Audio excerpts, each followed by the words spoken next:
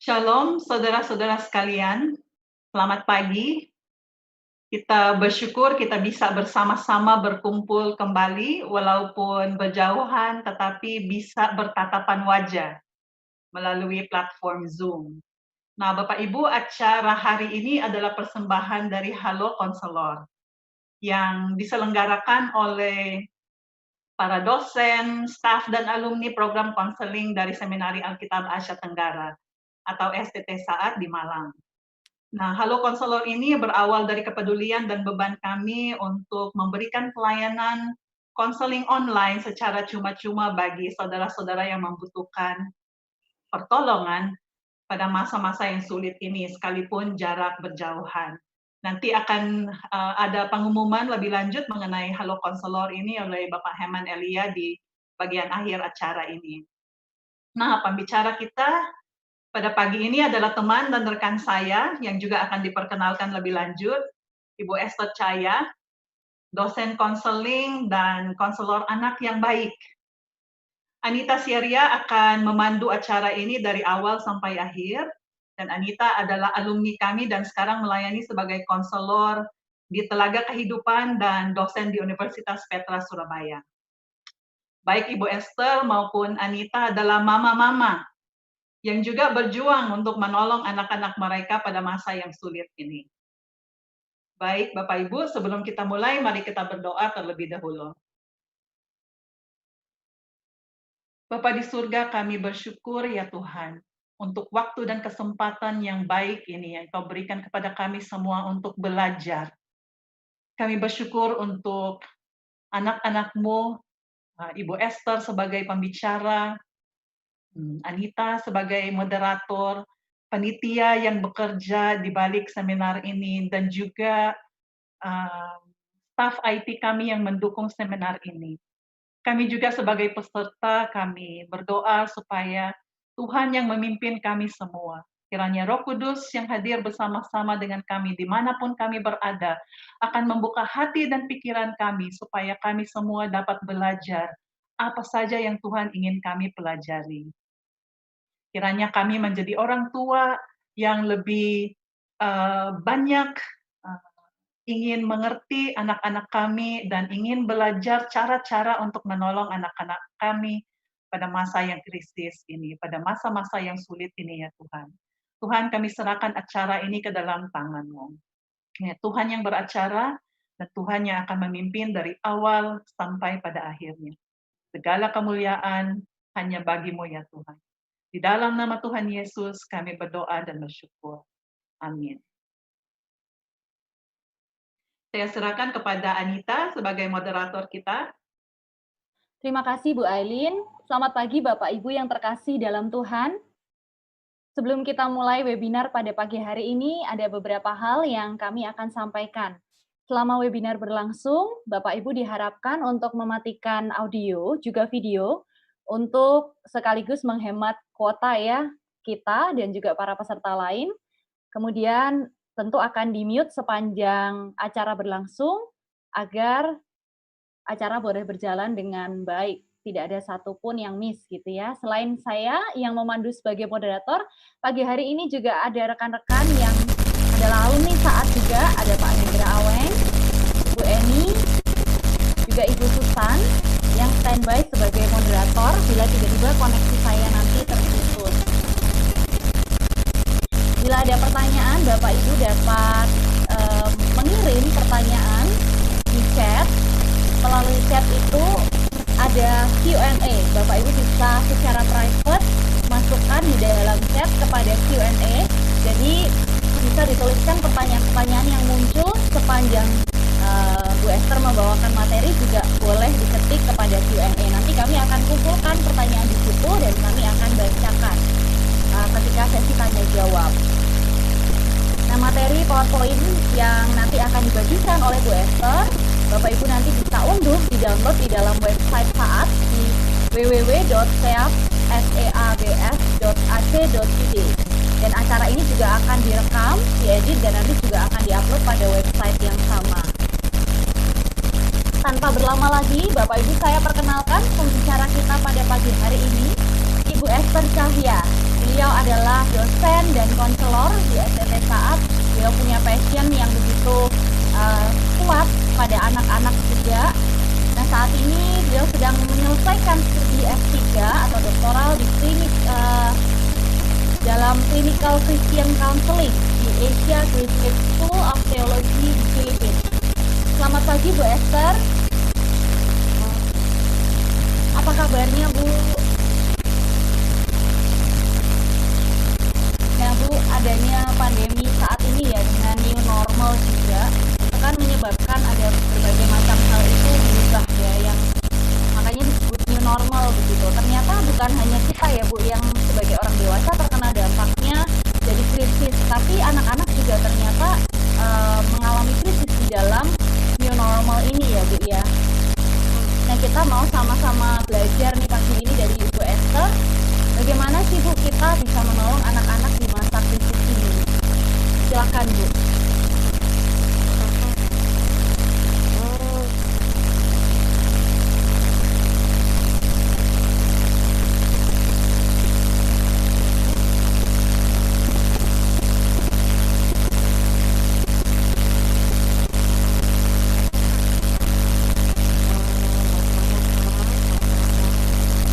Maaf Bu Esther, halo, suara Ibu tidak terdengar Bu Esther.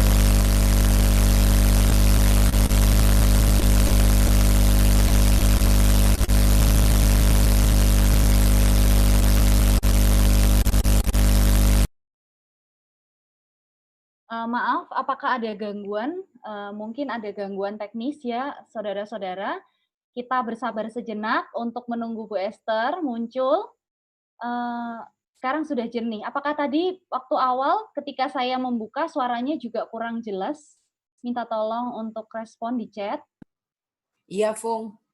Oh, oke. Baik, Mungkin Bapak bisa Ibu minta diulangi lagi, maaf. nggak apa-apa, Fung. Iya, baik.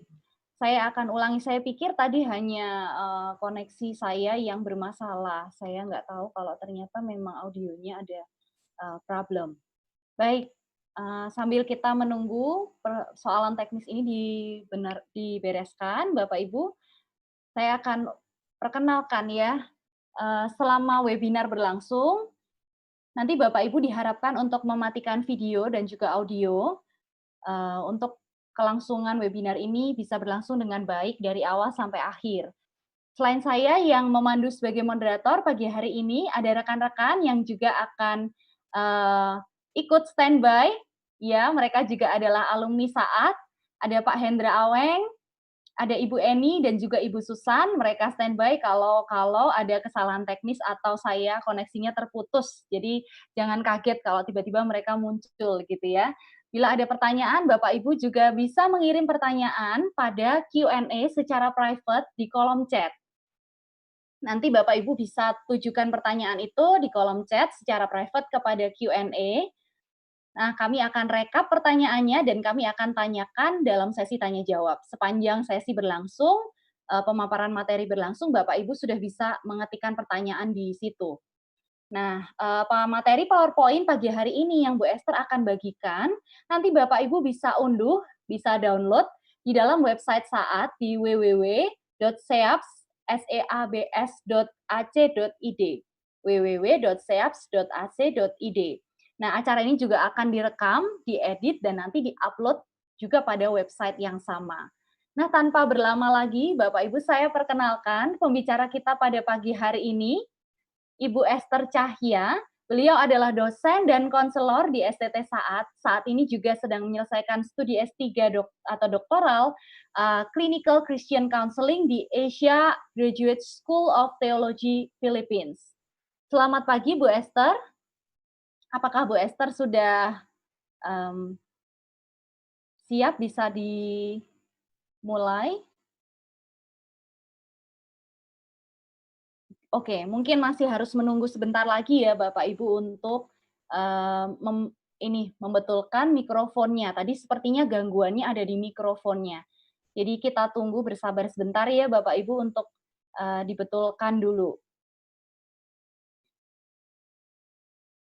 Nah Bapak Ibu kalau ada pertanyaan, nanti saya ulang sekali lagi bisa di chat, diketik di kolom chat itu. Jadi Bapak Ibu bisa di situ ada to.2 ya, ada bisa Bapak Ibu ganti di yang warna biru itu, Bapak Ibu bisa ganti kepada Q&A. Jadi nanti akan langsung sampai kepada Q&A, yang peserta yang lain atau panitia yang lain tidak bisa membaca. Jadi hanya kepada Q&A saja, nanti kami akan rekap jadi satu di situ.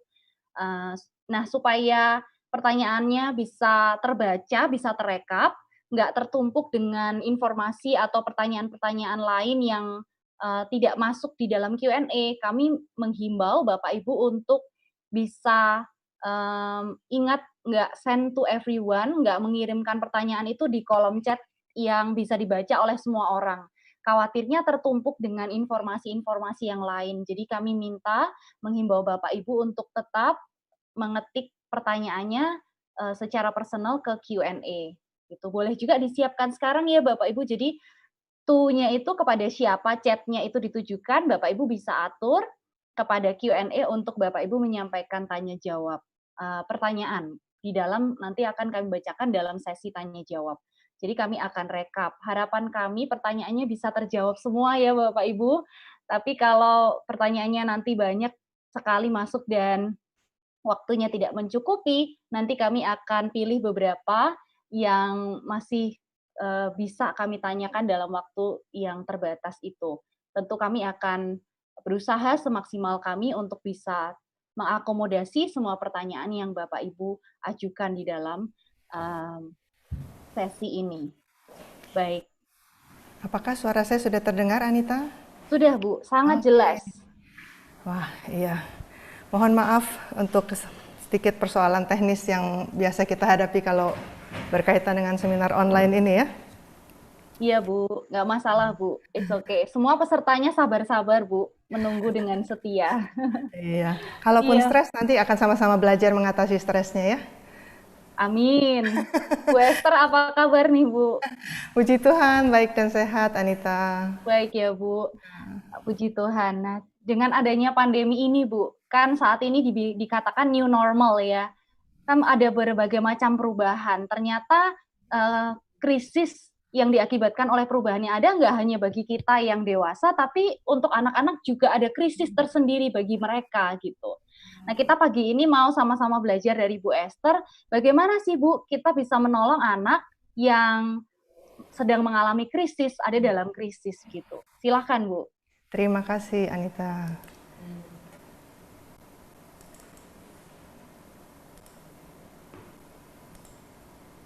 Oke. Selamat pagi sekali lagi. Tadi saya menyapa tapi ternyata audio saya hilang. Selamat pagi kepada para peserta sekalian dimanapun saudara berada. Satu hal yang saya percaya, keikutsertaan Bapak Ibu Saudara di dalam webinar pada pagi hari ini menggambarkan adanya sebuah kepedulian ya untuk bisa menolong anak-anak kita di masa krisis. Apakah itu anak-anak kita sendiri atau mungkin murid atau siapa anak-anak di sekitar kita yang kita ketahui sedang mengalami masa krisis. Seperti yang Anita jelaskan tadi, masa krisis yang kita fokuskan di dalam webinar hari ini adalah berkaitan dengan masa-masa pandemi. Ya, jadi ada sebuah informasi yang kami dapatkan dari berbagai media online pada tanggal 25 Juni ya saudara-saudara sekalian. Ini kebetulan saya hanya mengumpulkan 3, tapi sebenarnya ada cukup banyak pada hari yang sama memberitakan tentang hal ini. Yaitu dikatakan ada dari 10,58 juta anak-anak di Jawa Timur yang berusia 0 sampai 18 tahun dari 42 juta jiwa penduduk Jawa Timur. Jadi itu ada 1,6% atau 16.000 anak-anak yang katanya mengalami depresi. Walaupun di sini dikatakan riset kesehatan dasar, saya mencoba untuk search, namun rupanya mungkin ini belum dipublish ya, riset kesehatan dasar 2020 ini belum ada. Jadi dalam hal ini saya juga tidak terlalu paham tidak paham tepatnya ya metode pengambilan datanya seperti apa sehingga informasi angka ini bisa muncul. Tapi terlepas dari berapapun angka ini, apakah memang 1,6 atau mungkin 1%, tetapi tetap kita bisa melihat bahwa ini ada jadi satu masukan bagi kita orang-orang tua bahwa kenyataannya banyak anak-anak yang mengalami stres. Banyak juga mungkin mengalami depresi. Nah, mungkin yang muncul dalam benak kita sebagai orang tua, apa anak-anak bisa stres ya? Orang kerjaannya cuma main, orang cuma kerjaannya ya disuruh sekolah aja, nggak usah mikirin cari uang dan sebagainya. Jawabannya, memang anak-anak bisa stres, Bapak Ibu sekalian. Hanya memang mungkin gejala yang mereka tunjukkan berbeda dengan yang kita pikir gejala stres bagi orang dewasa. Karena itu kita akan sama-sama melihat ya. Jadi kalau orang tua bisa stres, anak juga bisa stres. Kita sama-sama mau melihat apa sih yang menjadi kemungkinan penyebab anak-anak mengalami stres. Saya mendaftar ada beberapa. Yang pertama, di masa pandemi ini salah satu sumber stres yang cukup besar adalah banyaknya perubahan yang terjadi dalam waktu yang singkat. Saya masih ingat tanggal 13 Maret, itu saya rasa menjadi tanggal yang bersejarah ya. Karena anak-anak pada hari itu mungkin pergi sekolah dan pulang sekolah tanpa mengetahui bahwa itu adalah hari terakhir mereka sekolah. Mungkin bahkan sampai di penghujung tahun 2020 nanti.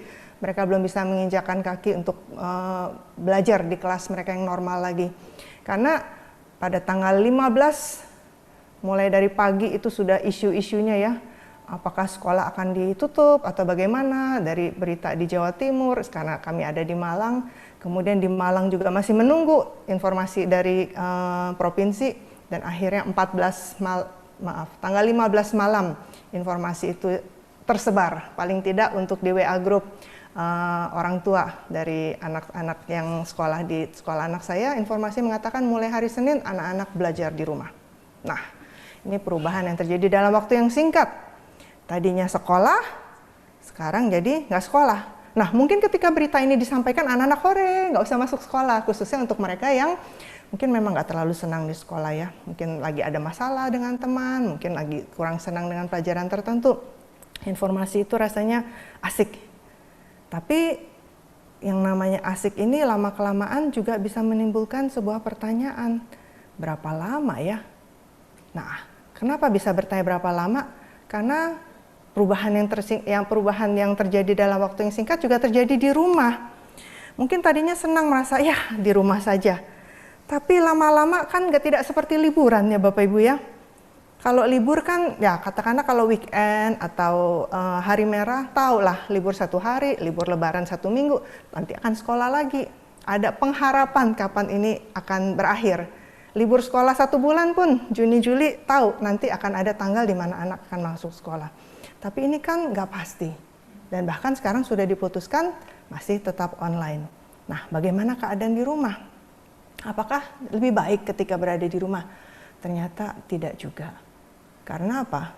Harus ada di rumah, tapi dengan situasi yang nggak sama seperti pada waktu libur. Orang tua tetap harus bekerja, tetap punya kesibukan. Bahkan tidak sedikit orang tua yang bahkan harus bekerja dengan lebih keras, memutar otak dengan lebih keras lagi karena harus memikir perputaran ekonomi bagaimana di tengah dampak ekonomi dari masa pandemi ini. Jadi banyak ibu-ibu yang kemudian menjadi begitu kreatif ya, memproduksi sesuatu di rumah untuk dijual supaya mendatangkan uang, tapi semua kesibukan ini dalam tanda petik mengorbankan perhatian kepada anak-anak. Karena memang di depan mata ada sesuatu yang lebih krisis, yaitu ekonomi. Nanti anak makan apa, keluarga makan apa. Jadi memang akhirnya yang namanya anak dan yang lain-lainnya harus ada di nomor sekian. Nah, ini juga menjadi salah satu sumber stres bagi anak-anak. Seringkali anak-anak diminta untuk mengerti. Ini nih papa mama cari uang untuk kita bisa makan, untuk kamu bisa tetap bayar uang sekolah. Karena walaupun sekolah di rumah kan, uang sekolah tetap harus jalan ya, supaya guru-guru juga bisa tetap melanjutkan kehidupan mereka. Jadi orang tua juga stres karena makanya banyak itu ya tulisan-tulisan keluhan orang tua pada saat anak-anak harus belajar di rumah ya. Saya nggak pernah sekolah jadi guru, tiba-tiba sekarang harus jadi guru. Jadi akhirnya ini semua stres yang menumpuk terjadi di dalam rumah. Akhirnya orang tua juga stres, marah kepada anak-anak yang tidak kooperatif, dan situasi di rumah jadi tidak menyenangkan. Ini nanti bicara situasi rumah, saya akan bicara secara khusus, tapi ini perubahan yang singkat semuanya. Belum lagi memang kalau mamanya masih harus ada pekerjaan di luar rumah ya, itu juga ada ketegangan tersendiri kapan mengatur waktunya untuk bekerja, kapan waktunya untuk bisa mendampingi anak dalam proses belajar online. Kemudian ini satu lagi bicara soal sekolah dan rumah. Hari Senin kebanyakan sekolah di Indonesia sudah mulai lagi ya, dan banyak anak-anak dan orang tua yang sudah mulai stres. Rasanya stres kemarin belum hilang, ini sudah harus menghadapi lagi. Kayaknya sudah menegangkan sekali membayangkan masuk sekolah dan sekolah online lagi ya.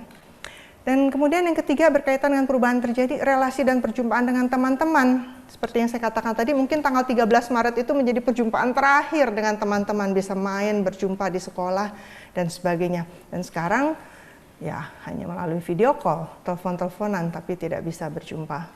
Kemudian, dan ini khususnya relasi untuk anak-anak yang sudah lebih besar, sangat ingin bisa hangout bersama teman-teman, tapi tidak bisa lagi.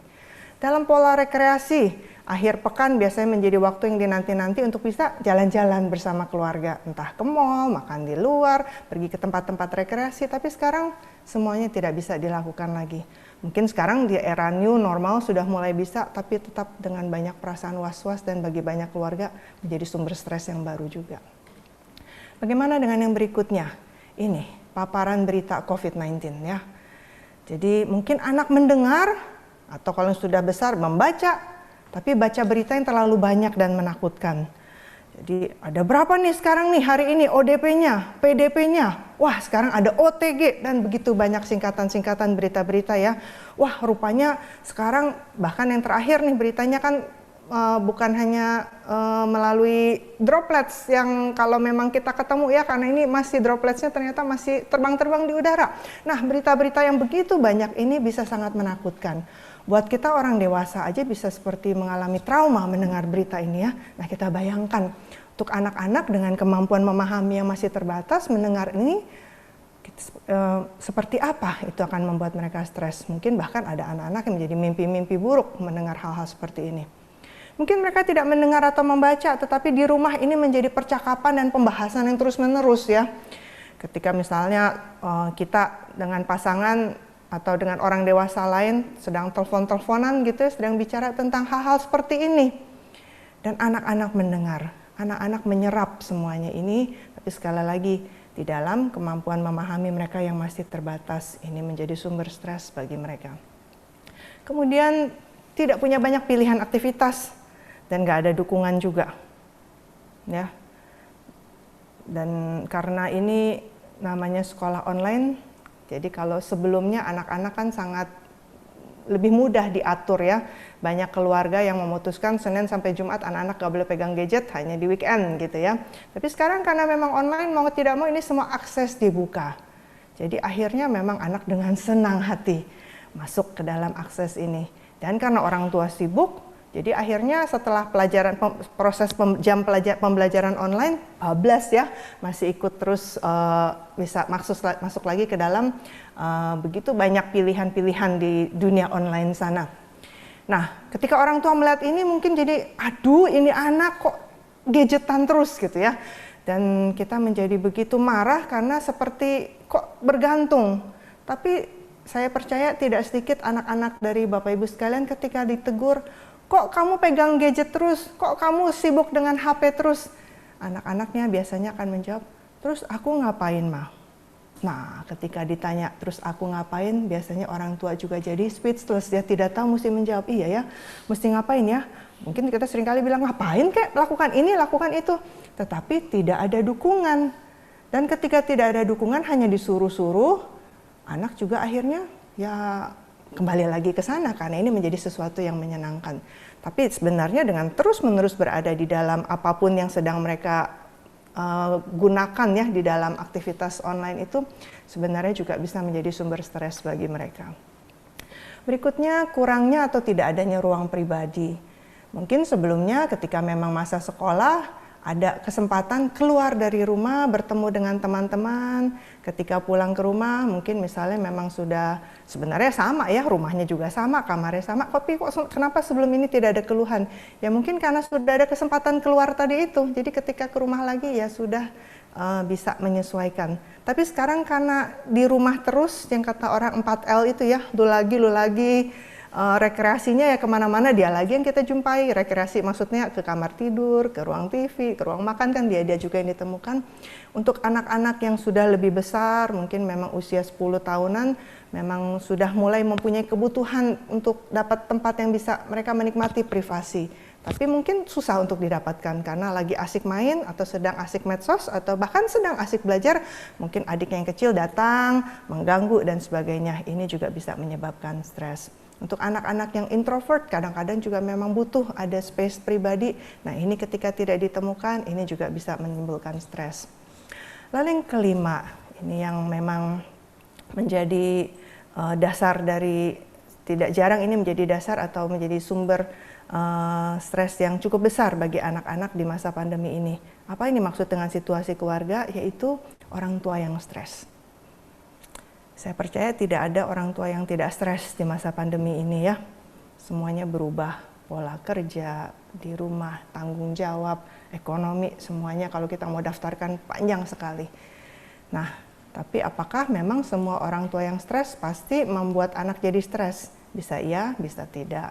Itu tergantung, nanti kita akan lakukan pemeriksaan setelah ini. Kemudian hubungan keluarga yang tidak harmonis. Jadi memang pertengkaran-pertengkaran yang memang sebelum masa pandemi sudah sering terjadi, tapi anak tidak selalu harus dengar karena mereka ada di sekolah, mungkin pulang sekolah juga sibuk dengan ekskul, juga ekstrakurikuler, sibuk dengan les ini dan itu, aktivitas ini dan itu bersama teman-teman sehingga kesempatan mereka menyaksikan misalnya pertengkaran orang tua juga jadi lebih minim. Tapi ini nggak bisa dihindarkan lagi, ini yang mereka harus saksikan ketika orang tua harus bertengkar. Dan tidak jarang juga yang kalau memang ada KDRT di dalam keluarga, ini juga yang harus anak-anak saksikan ya. Dan komunikasi yang tidak baik. Jadi memang mungkin sebelum pandemi juga tidak ada komunikasi yang baik satu dengan yang lainnya. Entah ekstrim satunya selalu diisi dengan kemarahan, meledak-ledak dengan voltase, dengan apa namanya tegangan yang sangat tinggi. Atau ekstrim satunya lagi memang ini yang sudah tidak baik dalam arti memang tidak ada keributan tapi semua sudah asik diam dengan dunia masing-masing dan tidak merasakan komunikasi yang tidak baik karena memang tidak ada komunikasi. Nah, jadi memang situasi sebelum pandemi akan berpengaruh ketika dalam pandemi ini stres seperti apa yang akan dirasakan oleh masing-masing anggota keluarga. Jadi tidak adanya komunikasi, hubungan tidak harmonis dan orang tua yang stres ini menjadi penyebab yang besar bagi anak-anak yang memang lebih terbatas daya tahan stres dan pemahamannya itu tadi ya terhadap apa yang terjadi untuk mereka bisa menghadapinya. Nah, saya rasa saya berhenti dulu Anita, mungkin kalau memang ada yang mau ditanyakan dari penyebab-penyebab stres ini Anita.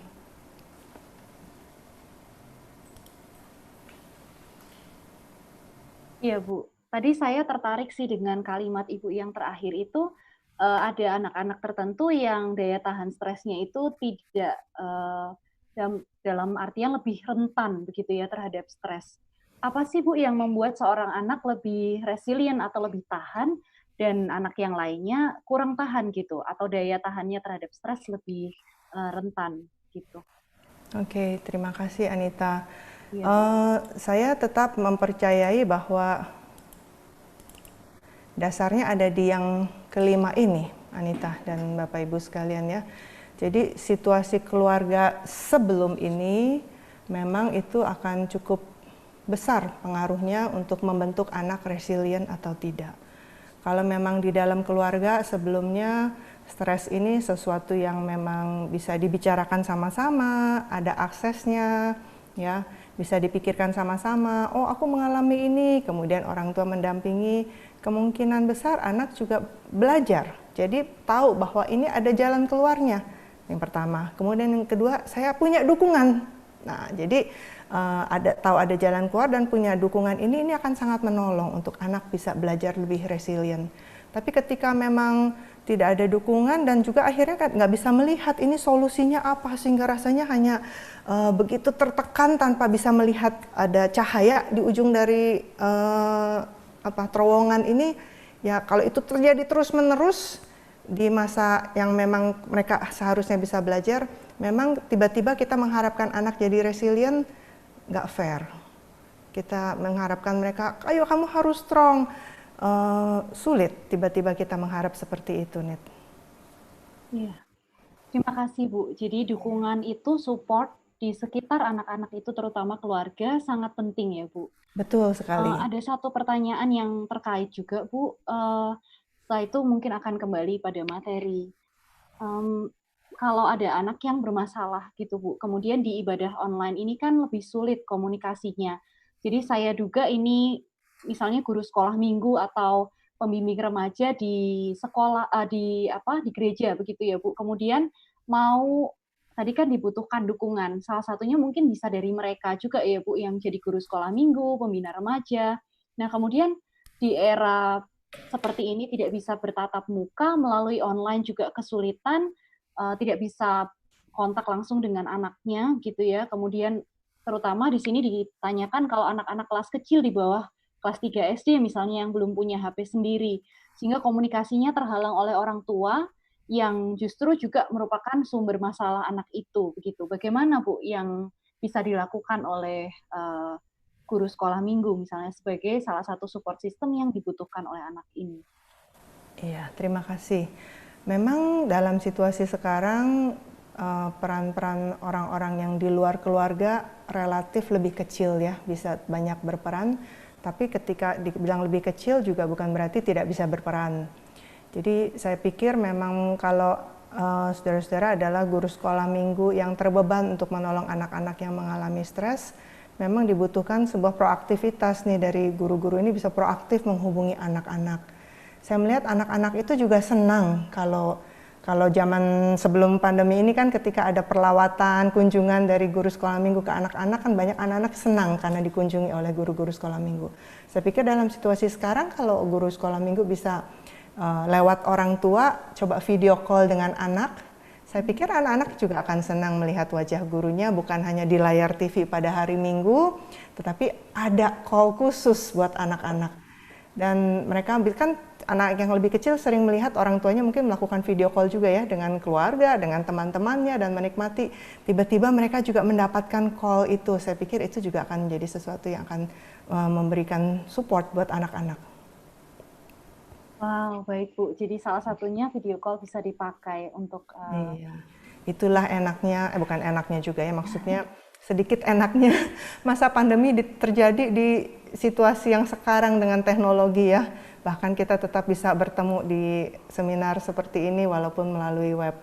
Dan saya sering bicarakan dengan anak saya, bisa bayangkan kalau ini terjadi waktu belum ada beginian, wah pasti kita akan lebih terputus koneksi dengan orang-orang di luar keluarga ya.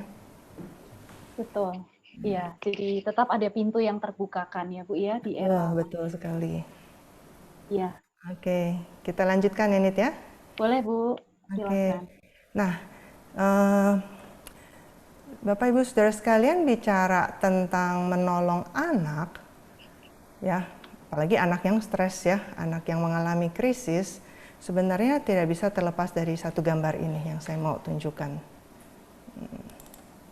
Ya, karena kita sudah lama nggak traveling, mungkin agak-agak lupa kali ya dengan apa ini ya. Udah nggak boleh pergi jauh-jauh ya. Ini adalah salah satu bagian dari prosedur keselamatan selama penerbangan yang akan dijelaskan oleh awak kabin ya sebelum kita lepas landas dari pesawat. Maksudnya lepas landas, sebelum pesawat lepas landas. Biasanya dikatakan ketika tekanan kabin tiba-tiba berkurang seperti itu ya. Ini masker oksigen akan turun dan kita diberi instruksi untuk memakainya. Nah, ketika bicara tentang menolong anak dalam krisis, saya ingat ini nih. Pesan yang selalu ditekankan adalah dalam situasi krisis, yaitu tekanan dalam kabin tiba-tiba menurun itu, di mana kita membutuhkan asupan oksigen, sangat ditekankan bahwa yang pertama harus pakai adalah orang tuanya atau orang dewasa. Orang dewasa pakai dulu supaya bisa bernafas dengan baik, baru kemudian menolong anaknya. Nah, jadi kalau bicara soal menolong anak dalam masa pandemi ini, dalam masa krisis ini, pertanyaan kita adalah kita sendiri sudah pakai masker oksigen itu atau belum ya? Atau jangan-jangan kita juga masih gelagapan gitu dengan situasi yang kekurangan oksigen ini. Untuk itu saya mau mengajak Bapak Ibu untuk berefleksi sejenak, untuk kita melihat diri kita. Sebelum kita ngomong soal menolong anak, Mari kita juga tanya diri kita. Yang pertama, seberapa terpengaruhnya saya sendiri di masa pandemi ini? Seberapa stresnya saya di masa pandemi ini? Mungkin kalau mau pakai ukuran 1 sampai 10 ya, skala 1 sampai 10, di mana 1 berarti ya pasti ada stres, seperti saya katakan rasanya hampir semua orang tua stres, tapi kecil dan bisa diatasi, atau 10 berarti sudah amat sangat tinggi, sudah pada posisi yang mentok ke 10-nya ya. Coba Bapak Ibu, saudara-saudara sekalian juga coba merefleksikan, saya ini kira-kira ada di angka berapa? Kalau memang kita menempatkan kondisi stres kita di angka 6 ke atas, berarti memang sebenarnya itu lumayan tinggi, Bapak Ibu. Nah, mari kita lanjut ke pertanyaan yang kedua. Bagaimana biasanya saya mengatasi stres yang saya alami? Kalau sebelum pandemi dulu, saya gimana saat stres? Apakah sama atau berbeda dengan sekarang saat memang kita di dalam masa pandemi kurang lebih 4 bulan ini? Seperti apa pola kita? Apakah memang kalau kita stres, kita simpen sendiri, nggak ngomong-ngomong, ya pokoknya orang nggak tahu kalau kita stres gitu ya.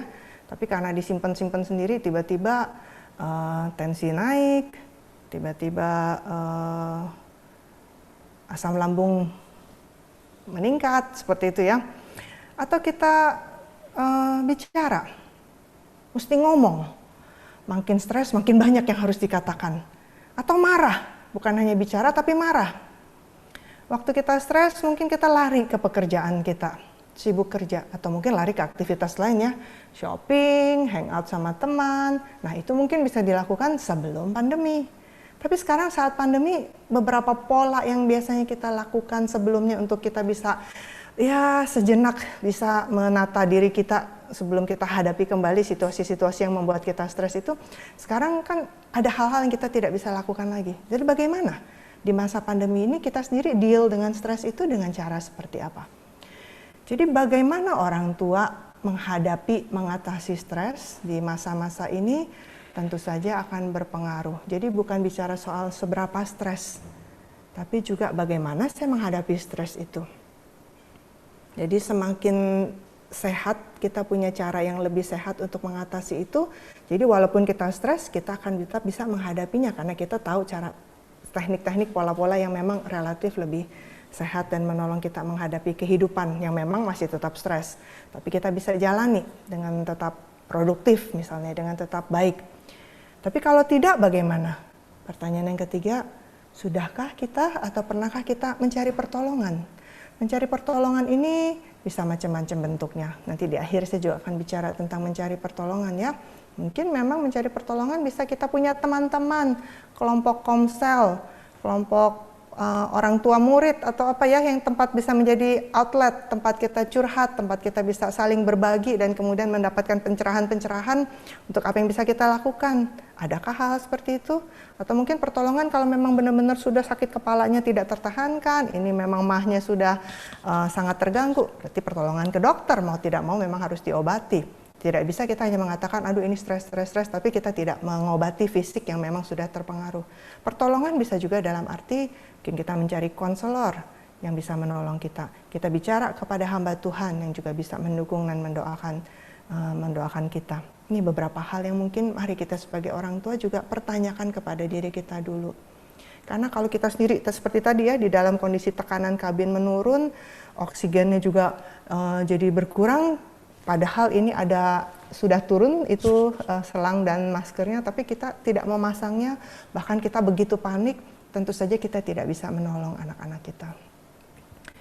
Nah, setelah kita merefleksi diri kita, mari kita melihat beberapa pertanyaan di sini untuk kita memeriksa kondisi anak kita ini ada di titik yang ada di poin yang seperti apa ya. Mari kita berusaha untuk mengenali seperti apa anak kita sebelum masa sulit ini? Bisa nggak Bapak Ibu segera menyebutkannya, memunculkannya dalam ingatan? Apakah memang dia anak yang ceria, happy, pulang sekolah juga senang-senang saja, bangun tidur juga happy-happy aja, sampai mau tidur juga tetap bernyanyi-nyanyi, memang bawaannya ceria? Atau anak kita pembawaannya memang pendiam, dari dulu memang ya kalau ditanya baru ngomong, kalau nggak ditanya ya dia akan diam. Atau anak kita memang sudah pemarah. Sebelum masa sulit ini memang sudah apa-apa marah. Bangun tidur tidak menemukan seragam, marah-marah. Bangun tidur sarapannya tidak sesuai dengan hati, marah-marah. Bangun tidur jalanan macet, marah-marah. Mau ke sekolah jalanan macet, marah-marah, misalnya seperti itu. Atau mungkin anak kita anak yang tertutup, jadi kita juga nggak tahu ini anak seneng atau sedih, marah, atau ada apa, kita juga nggak tahu. Ditanyakan, hanya senyum, baik-baik saja. Anak sekarang bahasanya B aja, biasa saja, artinya tolong jangan tanya lebih jauh lagi. Anak kita memang mudah cerita, nggak usah dipancing-pancing, mungkin ketika dijemput masuk mobil sudah cerita, "Mah, Pah, tahu nggak tadi temanku begini-begini, guruku begini-begini." Tapi ada juga yang memang ya kita bahkan pancing-pancing ya cuma hanya senyum-senyum saja. Apakah anak kita punya hobi? Hobinya hobi apa? Apakah anak kita suka berteman? Sehingga namanya nggak ketemu teman itu menjadi sebuah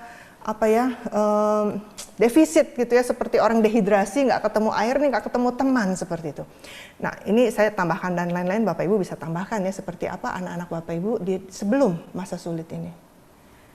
Kemudian adakah yang berubah dalam 4 bulan terakhir ini sejak 15 Maret dan seterusnya, 16 Maret dan seterusnya, ketika memang sudah learning from home, home-based learning atau apapun istilahnya ya. Adakah keluhan, adakah yang berubah dalam hal fisiknya mereka? Ini saya kaitkan juga dengan keluhan ya. Mungkin kita lihat kok nih pola tidurnya jadi kacau nih. Kok kita lihat kok nafsu makannya jadi berkurang karena asik main, nggak kepengen makan, atau justru maunya makan terus. Emosinya bagaimana? Apakah memang jadi tadinya nggak kenapa-kenapa ya, ceria nih, tadi golongannya golongan yang ceria, golongan yang suka bercerita, tapi kok sekarang jadi lebih diam, banyak marahnya, banyak betenya, sikap dan perilakunya juga berubah. Tadinya seneng kumpul-kumpul bersama keluarga, sekarang di kamar terus. Nah ini coba kita sama-sama mengingat ya dalam masa 4 bulan ini. Kalau 4 bulan kelamaan, oke lah masa liburan ini kita juga amati, karena apa yang terjadi dalam masa liburan nanti juga akan mempengaruhi ketika hari Senin mulai sekolah nanti. Ada nggak keluhan-keluhan yang pernah mereka sampaikan? Mungkin ada yang memang juga jadi rewel, jadi lebih cengeng, jadi penakut. Jadi akhirnya ketika orang tua misalkan memang masih harus bekerja di luar rumah, jadi takut mau berpisah. Nanti kalau papa ketularan bagaimana? Nanti kalau mama ketularan bagaimana? Nanti kalau papa mama meninggal bagaimana? Itu ya ketakutan-ketakutan yang mereka sampaikan. Dan mungkin juga akhirnya jadi yang nggak mau kemana-mana. Walaupun misalnya mungkin sekarang ini sudah dibuka, orang tua sudah nggak tahan nih pengen jalan-jalan, ajak anaknya jalan-jalan, anaknya nggak mau, saya nggak mau ketularan, seperti itu. Jadi ada ketakutan-ketakutan yang kita lihat. Atau juga keluhan-keluhan, aku bosan, aku nggak mau sekolah. Bahkan mungkin ketika mendengar kata sekolah sudah tutup telinga dan sebagainya. Nah ini hal-hal yang mungkin kita perlu perhatikan. Dan yang terakhir, untuk kita periksa dalam situasi anak kita adalah seperti apa pola relasi dan komunikasi kita dengan anak-anak sebelum dan saat pandemi.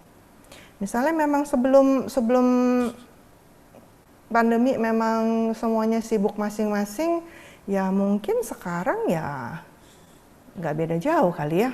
Nah itu kita juga harus tanya. Tapi ternyata enggak loh, ada keluarga yang mengatakan, dulu sebelum pandemi memang kami sibuk masing-masing, tapi dalam masa pandemi ini karena banyak di rumah, kami banyak ngobrol-ngobrol. Oh baik sekali, karena apa yang kita lakukan dalam pola relasi dan komunikasi ini juga akan sangat berpengaruh dalam anak-anak menghadapi stres yang ada. Seperti tadi yang saya katakan berkaitan dengan membangun resiliensi mereka. Jadi ini ya. Nah Bapak Ibu, saya mau sampaikan satu hal sebelum saya lanjutkan, yaitu tidak setiap keluhan anak itu artinya sesuatu yang membahayakan gitu ya.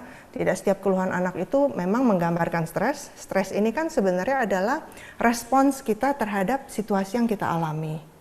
Ya, ketika memang tiba-tiba nggak bisa pergi sekolah, ya ada stres karena ya nggak bisa ketemu teman-teman gitu ya. Nah tapi apakah stres ini ada di level mana? Itu kembali tadi ya. Jadi ketika anak hanya bilang, aku bosan, aku sedih nggak bisa ketemu teman-teman. Apakah ini menjadi suatu stres yang serius? Memang belum tentu. Karena itu kita perlu melihat seperti apa relasi kita untuk kita bisa mengetahui lebih jauh sebenarnya keluhan yang muncul ini sesuatu yang memang wajar dalam masa pandemi ini, kebanyakan dari kita khawatir karena memang di dalam ketidakpastian, kebanyakan dari kita juga punya kekhawatiran ketika mesti keluar rumah, apalagi dengan perkembangan virus yang makin tidak jelas penyebarannya. Itu juga hal yang wajar. Ketika kita merasa, aduh bosan di rumah terus, itu juga hal yang wajar. Tetapi apakah keluhan itu termasuk di level yang biasa atau sesuatu yang harus kita perhatikan lebih jauh? Ini berkaitan dengan pola relasi kita, Bapak Ibu. Nah, kita akan lanjut ke bagaimana menolong anak. Ya, saya meletakkan di sini poin pertamanya berkaitan dengan menolong anak adalah mesti kita terima fakta dulu kalau anak-anak memang bisa stres. Anak-anak memang bisa terpengaruh dalam masa pandemi ini karena perubahan-perubahan yang terjadi. Jadi saya tulis terima ini karena kalau kita sangkali, kita bilang, aduh kamu ini mengeluh stres aja. Mama lah yang stres nih, misalnya seperti itu ya. Kita nggak nolong anak. Jadi memang mereka mengalami seperti itu ya kita terima. Kita tidak meremehkan. Apalagi kalau memang kita tahu sebelum masa pandemi memang anak juga sudah punya masalah di sekolah. Sebelum masa pandemi memang dia sudah tidak suka dengan pelajaran tertentu. Yang disampaikan secara langsung saja dia sudah tidak mengerti, sekarang disampaikan secara online, gurunya nggak muncul gitu misalnya ya. Hanya disuruh menyaksikan video atau hanya dikasih tugas-tugas harus dikumpulkan, tambah pusing. Orang tua juga nggak ngerti, udah lupa rumus matematika. Jadi sama-sama stres. Terus kita begitu masih menyangkal anak dengan mengatakan, enggak kamu nggak stres, cuma kamu malas belajar. Nah kalau seperti ini, kita sudah menutup pintu komunikasi Bapak Ibu untuk bisa menolong mereka. Ya. Jadi kita sudah melihat bisa jadi justru mereka akan makin lari, cari caranya mereka untuk mengatasi stres mereka. Salah satunya kemana? Ya ke gadget, untuk bisa melarikan diri dari stres. Karena apa? Orang tua tidak mengakui saya stres. Kemudian yang kedua, mari kita mengingat bahwa anak adalah tetap anak ya, yang tetap membutuhkan orang tua semandiri apapun dia. Tapi semandiri ini sebenarnya kan juga persepsi orang tua ya. Kita melihat anak kita mandiri, seringkali dengan persepsi itu kita merasa dia bisa apa-apa sendiri. Termasuk sekarang juga ya yang namanya mesti belajar online, sudah SMP bisa belajar sendiri, apalagi sudah SMA pasti dia bisa. Jadi kita merasa ya sudahlah biarkan berjalan seperti itu. Namun kita harus mengingat bahwa mereka adalah tetap anak-anak yang membutuhkan kita. Walaupun mungkin butuhnya beda. Kebutuhan anak kelas 4 SD sama anak TK tentu saja berbeda. Kebutuhan anak SMP terhadap akan orang tuanya tentu saja memang berbeda dengan waktu dia masih SD. Tapi mereka butuh. Yang menarik Bapak Ibu, anak kalau kita punya persepsi, kita bisa punya persepsi bahwa anak mandiri, anak pun punya persepsi terhadap orang tua. Mereka bisa punya persepsi sendiri terhadap orang tua yang sibuk.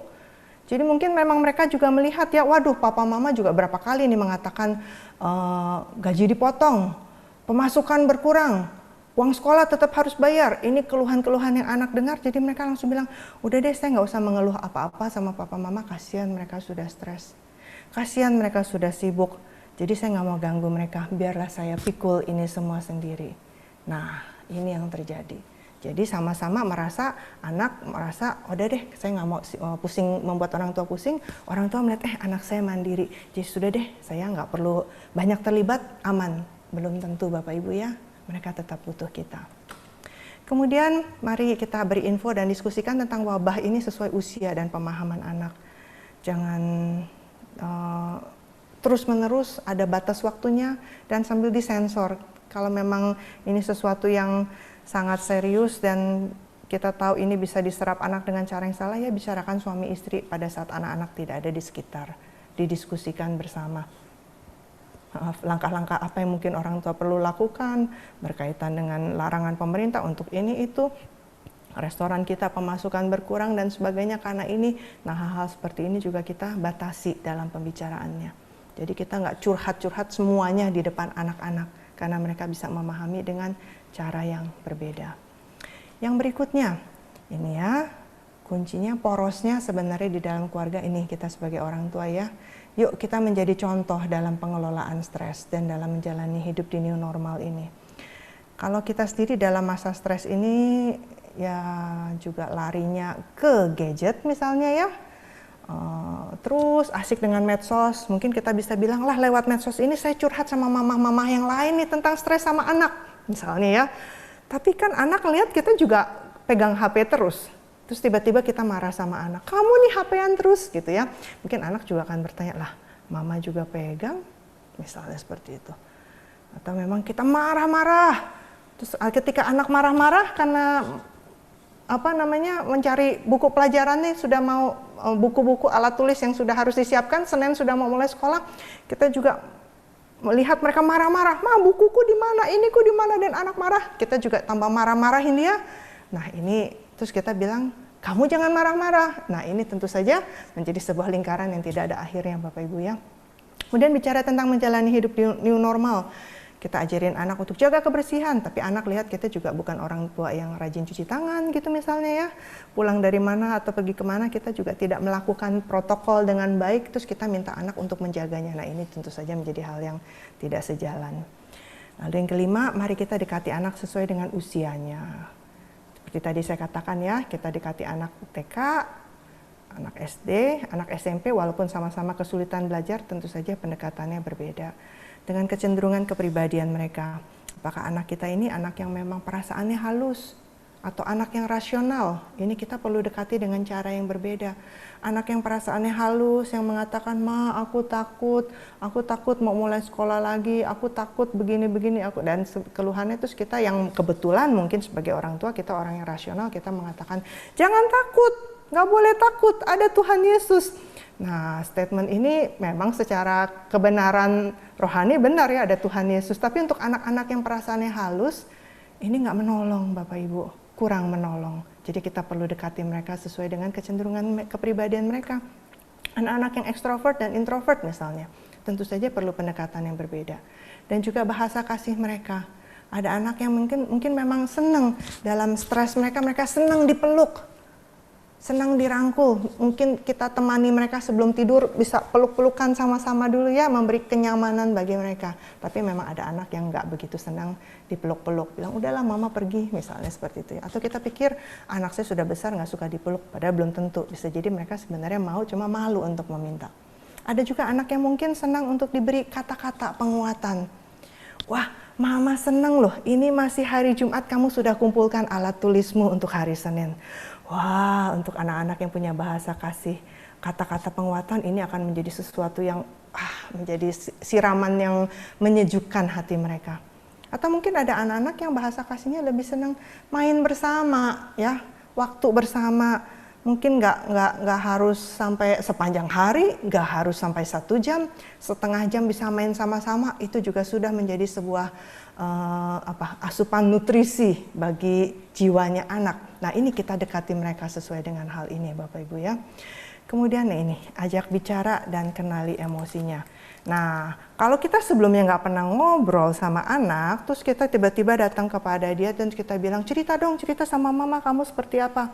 Mungkin memang anak juga akan merasa canggung ya, karena sebelumnya nggak pernah ngobrol. Nah jadi kalau memang seperti itu kita perlu dekati perlahan-lahan. Ajak bicara dari hal-hal yang simpel, hal-hal yang dia sukai. Nggak bisa datang-datang kita minta dia cerita masalah. Kita minta dia cerita teman-temannya. Wah itu mah untuk level bisa cerita masalah dan teman-teman ini membutuhkan kontak komunikasi yang sudah lebih untuk bisa anak bercerita seperti itu. Tapi kecuali anak yang memang suka cerita, itu lainnya. Apalagi untuk bicara emosi, aku merasa apa, biasanya mereka akan berujung-ujung mengatakan ya B aja, seperti itu ya. Nah, saya pas punya seorang rekan yang membuat kartu-kartu dengan emoticon, Bapak Ibu. Kan anak-anak sekarang ini anak-anak yang biasa pakai bahasa emot ya, dengan WA, dengan DM, biasa mereka bermain di emoticon untuk menggambarkan perasaan mereka. Ini ada beberapa, saya punya kartu dengan beberapa gambar emosi. Nah, mungkin Bapak Ibu bisa buat juga hal-hal yang seperti ini, atau mungkin nanti bisa membeli, mencarinya. Ini bisa kita pakai untuk menjadi alat untuk kita ngobrol-ngobrol soal emosi. Tapi sekali lagi bukan sesi pertama ngobrol-ngobrol kita langsung ke sini. Biasanya susah karena anak-anak akan butuh pemanasan dulu. Tapi ketika mereka melihat, oh ngobrol sama mama ternyata enak ya. Nah kita keluarkan ini mungkin bisa menolong. Kita keluarkan beberapa untuk kemudian kita tanya, hari ini kamu merasa apa di antara 3 ini misalnya. Nah, atau memang kita keluarkan beberapa yang lainnya, kita minta untuk kamu ada mewakili kamu hari ini gambar yang mana nih? Nah, kemudian anak bisa memilih, menunjuk, dan kita bisa bicara. Dan kita juga bisa bilang, sebenarnya mama hari ini loh. Misalnya ya. Jadi anak mungkin akan tanya, apa mah?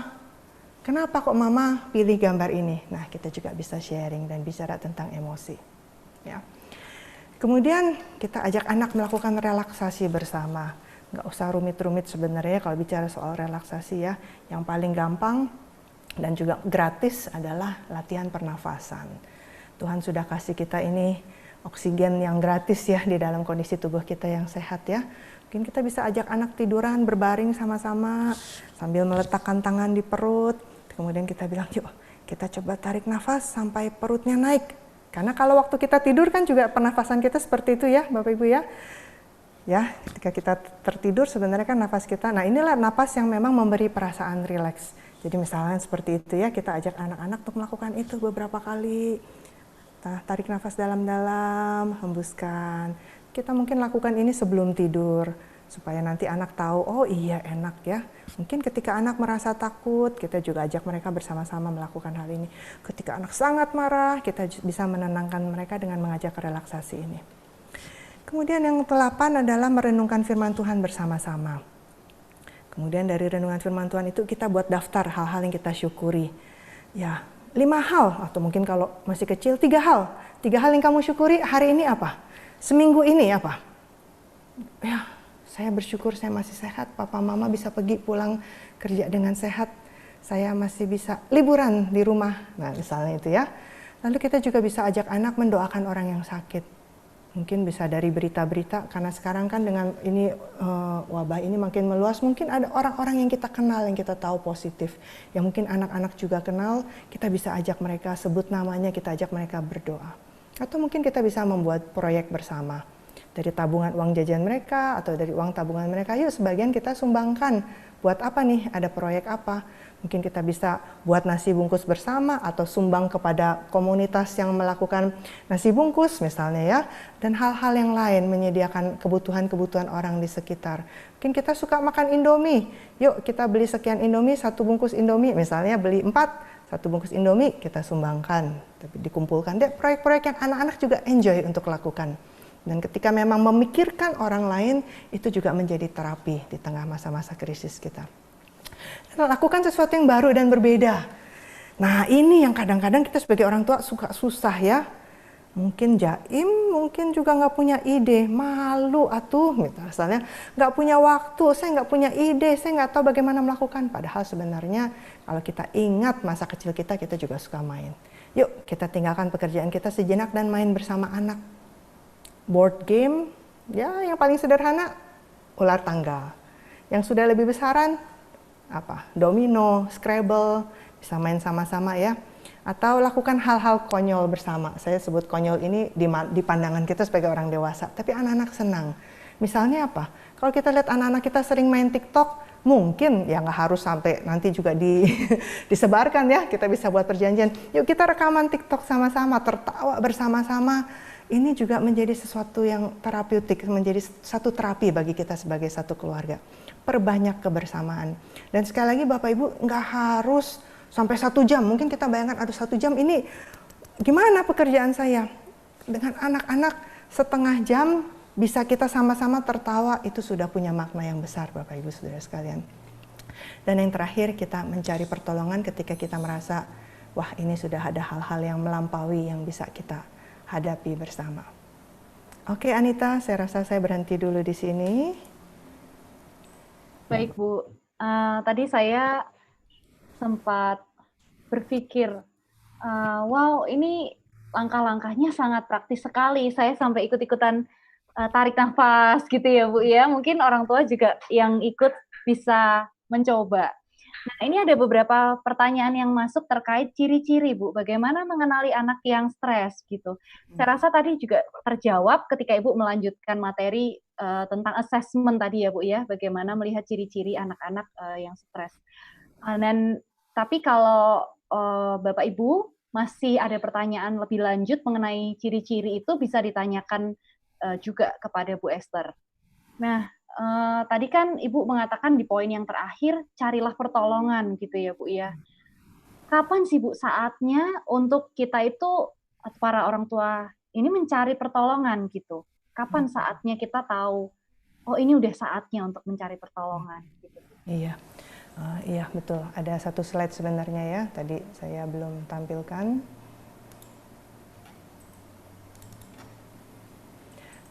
Bicara tentang mencari pertolongan, saya mundur dulu sedikit Bapak Ibu. Kita seringkali takut ya kalau sudah ngomong pertolongan ya, karena merasa nanti kalau saya cari pertolongan itu nanti disangka baik saya ataupun anak saya seolah-olah punya gangguan jiwa, dan ini menjadi satu stigma yang menakutkan. Jadi banyak orang takut untuk cari pertolongan karena nanti dianggap kok gitu aja nggak bisa mengatasi, kok kamu orang tua nggak bisa menolong anak, kok kamu tidak bisa menolong dirimu sendiri, apalagi kalau sudah dikaitkan dengan kamu anak Tuhan, kok nggak bisa menemukan cara-cara untuk bisa keluar dari stres ataupun bisa mengatasi stres ini. Bapak Ibu, sayangnya memang ini hal-hal ini tidak menolong, karena kita ini diciptakan dengan satu kondisi yang sudah menjadi rancangan Tuhan, yaitu kita diciptakan untuk menjadi makhluk yang relasional, yang memang saling membutuhkan satu dengan yang lainnya. Nah, termasuk dalam situasi ini kita juga membutuhkan pertolongan orang lain ketika memang kita merasa kita tidak sanggup lagi melakukan proses bantuan untuk anak-anak kita. Ada beberapa hal yang mungkin kita bisa lihat sebagai tanda-tanda mungkin kita sudah perlu mencari pertolongan, yaitu yang pertama, ketika kita melihat tekanan psikologis yang dialami anak sudah berdampak ke kesehatan dan fungsi sehari-hari. Seperti yang saya katakan tadi ya, sudah ada keluhan sakit perut, terus kita lihat ini kok tiap hari diare misalnya ya, kok setiap hari mengatakan mual, nggak nafsu makan, kok setiap hari mengeluhkan sakit kepala, dan hal-hal yang seperti itu. Bahkan mungkin ada yang punya masalah kulit, yang tadinya nggak ada, sekarang jadi ada masalah. Dan itu sangat mungkin kaitannya memang dengan tekanan psikologis yang dihadapi. Dan juga tekanan psikologis itu bukan hanya ke kesehatan, tapi fungsi sehari-hari, yaitu misalkan tadi ya pola tidur, kemudian juga untuk fungsi ini, misalnya kita minta tolong dia untuk melakukan sesuatu untuk bantu jaga adik misalnya ya, ini kan untuk anak-anak seperti itu, bantu kita melakukan ini dan itu, kok seperti dia tidak punya daya untuk melakukannya, atau dia lakukan hal yang sebelumnya dia bisa lakukan tapi sekarang lakukan dengan sangat buruk, kita lihat konsentrasinya ini sangat terganggu. Nah, hal-hal seperti ini menjadi pertanda Bapak Ibu, khususnya memang nanti kita sudah mulai mau masuk sekolah lagi ya. Dengan kondisi-kondisi ini kita perlu bantu supaya anak-anak bisa mulai sekolah online ini juga dalam kondisi yang lebih baik. Kedua, ketika anak semakin menarik diri dan sulit diajak berkomunikasi. Kok kita mau coba lakukan, sudah dikasih kartu ini itu, kita upayakan kok tetap gak berhasil ya.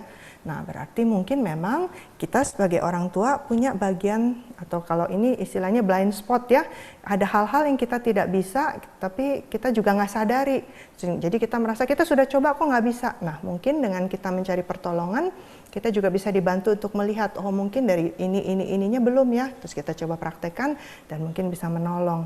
Jadi ketika kita melihat kok kita sudah berusaha mendekatkan diri kepada anak kok tetap gak bisa ya, kita sudah ajak berkomunikasi kok dia nggak mau, malah terus bahkan mungkin sudah punya kamar sendiri, mengunci diri di dalam kamar. Nah, ini sesuatu yang sudah tidak lagi sehat.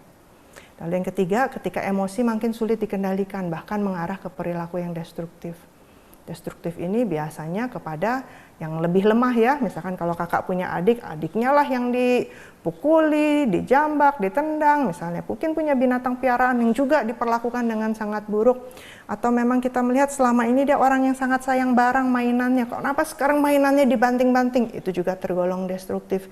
Jadi kita melihat tiga hal ini dan kita merasa iya saya nggak tahu bagaimana mesti menolong anak kita, berarti inilah saatnya kita mencari pertolongan. Seperti itu, Anita. Terima kasih untuk jawabannya, Bu. Sangat mencerahkan. Nah, selain tips praktis yang di atas itu, Bu, mencari pertolongan dan ada banyak tadi yang Ibu paparkan, adakah prinsip atau kunci gitu, Bu, yang bisa orang tua lakukan untuk menolong anak dalam masa krisis ini? Oke. Memang kalau mengingat 10 langkah tadi ya, ada 10, kayaknya banyak ya Bapak Ibu ya.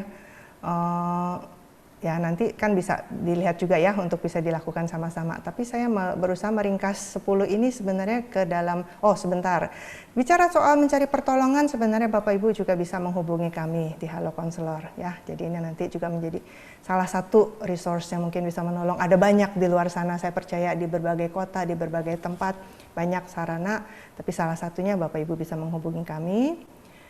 Kemudian ini, sebenarnya saya meringkas 10 itu ke dalam 3 poin ini Bapak Ibu. Yang pertama, peka dan terima keadaan anak. Jadi kalau kita nggak peka, kita nggak tahu nih ada perubahan nih. Ketika kita nggak peka, kita mungkin bahkan tidak mendengar keluhan anak. Nah pada saat kita peka, kita berusaha terima, iya memang dia kesulitan. Iya memang nih belajar online seperti ini kalau kalau papa atau mama ada di posisi kamu ya juga memang stres. Nggak jelas ini seperti apa. Hanya diberi tugas-tugas tapi tidak ada pengarahan. Misalnya ya kan ada sekolah-sekolah yang seperti itu. Orang tua bisa berempati dengan anak. Dengan mengatakan iya betul kalau papa ada di posisi kamu ya papa juga nggak tahu nih bisa menikmati sekolah atau enggak gitu ya. Nah ini sudah akan berpengaruh besar bagi anak. Kemudian yang kedua, luangkan waktu bersama. Ya. Jadi bisa main bareng-bareng itu tadi ya, masak sama-sama, lakukan pekerjaan rumah tangga bersama-sama, tapi bukan diperintah-perintahkan ya, tapi yuk sama-sama kita bersihkan kebun, yuk kita sama-sama, jadi ada bersama-samanya. Kemudian yang ketiga, bangun dan kembangkan komunikasi dalam keluarga ini yang terus kita coba bangun. Sekarang kita di rumah terus loh, kalau kita nggak coba ngobrol, kita nggak coba benahi ini, kita bakal stres bersama. Nah ini yang kita mau ajak anak-anak untuk bicarakan hal ini. Yuk apa nih yang mungkin kamu punya masukan apa buat papa mama selama ini? Ngomonglah. Nah tapi kalau kita sudah bilang anak untuk ngomong, kita jangan cepet-cepet ceramahi Bapak Ibu ya. Terus apalagi langsung dikasih alasan-alasan, iya papa mama nih karena begini-begini. Nah kalau kita seperti itu jadi anak males untuk ngomong lagi. Jadi ketika kita minta mereka untuk coba sampaikan, kamu kepengen papa mama seperti apa? Ketika mereka katakan, kita juga terima dan kita sama-sama coba lakukan. Jadi dari 3 hal ini saya menemukan sebenarnya satu kata kuncinya yaitu relasi Bapak Ibu. Kita bisa lakukan ini semua ketika memang ada relasi di dalam keluarga kita. Dan ketika ada relasi, hal-hal seperti ini bisa kita kembangkan lagi. Dan mungkin sekalian sebagai penutup saya mau membagikan satu ayat dari firman Tuhan dari Filipi 4 ayat 13 ya. Ini ditulis oleh Rasul Paulus kepada jemaat di Filipi, Rasul Paulus yang sudah mengalami begitu banyak krisis dalam hidupnya ya, kurang apa coba ya, ancaman fisik, nyawa dari yang dia alami begitu banyak, tapi dari perjalanannya mengenal Tuhan dan perjalanannya mengalami Tuhan bersama dengan Tuhan di dalam semua rangkaian hidup dan pelayanannya, di Filipi 4 ayat 13 ini dia bisa katakan segala perkara dapat kutanggung di dalam Dia yang memberi kekuatan kepadaku. Dia pernah mengalami kelimpahan, kecukupan, kekurangan. Dia pernah mengalami yang nyaman dan tidak nyaman, tapi dia simpulkan bahwa semua perkara itu bisa dia tanggung dalam Tuhan yang memberi kekuatan. Jadi mungkin kalau kita rasanya sudah stres banget, mari kita sebutkan ayat ini di dalam diri kita atau ketika bersama-sama dengan anak, Bapak Ibu. Untuk kita sama-sama ucapkan, untuk kita ingat ini bisa. Ini akan bisa kita tanggung di dalam kekuatan yang dari Tuhan. Oke, Anita, saya rasa ini yang bisa saya sampaikan. Terima kasih Bu Esther. Bapak Ibu, kita akan masuk ke sesi tanya jawab. Saya akan bacakan beberapa pertanyaan yang sudah masuk. Yang pertama, kalau orang stres, Bu, jadi orang tuanya stres, apakah bisa kemudian turun ke anaknya, gitu Bu? Ini maksudnya turun ini apa nih? Jadi menular gitu ya, dengan tanda kutip orang tuanya khawatir menular nggak begitu maksudnya? Oke. Ini ada 2 hal soalnya ya, artinya kalau namanya menular kan memang secara genetik juga bisa kadang-kadang orang pikir ya. Nah jadi kalau memang secara genetik ini artinya orang tua stres, anak stres, tergantung ya. Tapi kalau memang mama stres pada saat anaknya ada di dalam kandungan, ya, ibu yang pada saat hamil ini sangat stres dan banyak mengalami tekanan, ya, banyak nangis karena memang banyak masalah yang dihadapi sampai mengalami stres dan depresi, banyak kecemasan di saat kehamilan. Memang ini ditemukan berpengaruh kepada janinnya, sehingga bayinya juga bisa membawa kecenderungan itu, mudah juga menjadi cemas, mudah juga menjadi tertekan seperti itu. Ya. Kemudian tapi di sisi lain sebenarnya kalau istilah nurun adalah memang yang dia lihat. Kalau itu yang disaksikan oleh anak-anak melihat misalnya mama sedikit-sedikit kemudian mengatakan, aduh mama stres ini nih, misalnya ya, kalau stresnya ini dalam level yang tinggi, misalnya anak dengar, aduh mama stres ini, misalnya mama sudah buat kue sebanyak ini, yang order batal, ya ini kan memang sesuatu yang besar ya, ini berkaitan dengan uang berapa nih, kita sudah bikin mengeluarkan sejumlah uang untuk membuat kue ini, tapi kok di cancel misalnya seperti itu. Nah, anak juga bisa memahami ya ini situasi yang memang kritis, nah, situasi yang memang sulit. Nah, tapi kalau misalkan memang anak selalu mendengar orang tua dikit-dikit, aduh, mama stres ini nih, apa namanya, misalnya masak kok kurang enak misalnya ya, atau mama stres ini kok adek belum bangun jam segini misalnya ya.